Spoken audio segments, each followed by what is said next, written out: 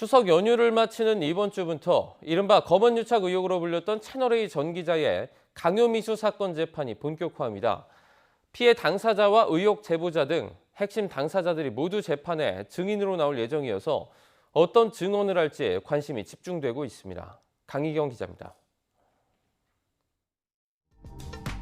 방송사 기자가 현직 검사장과 공모해 여권 인사의 비리를 캐내려 했다는 이른바 검언유착 의혹 사건의 핵심 당사자들이 사건이 불거진 이후 처음으로 대면합니다.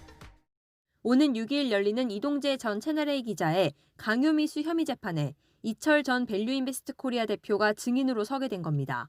강요죄에서 말하는 협박이 인정되려면 구체적인 해악의 고지가 있어야 하는 만큼 피해자로 지목된 이 전 대표가 어떤 증언을 내놓을지가 관건입니다.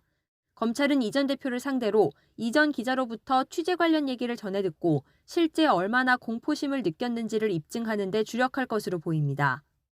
이렇게 하면은 실형은 막을 수는 있어요. 그렇게 하면 가족은 살릴 수는 있어요.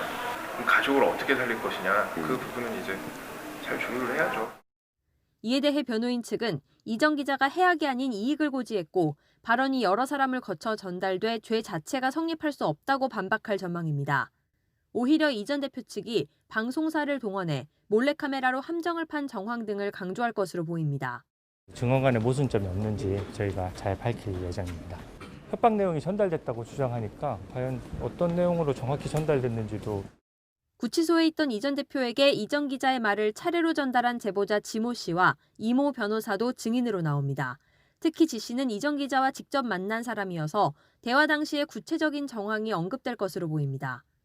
유시민을 1번으로 치고 싶다. 그다음에 청와대 관계자나 아니면 친여 성향이 있는 사람이 있으면 좋다. 이런 걸 계속 반복적으로 얘기를 했죠.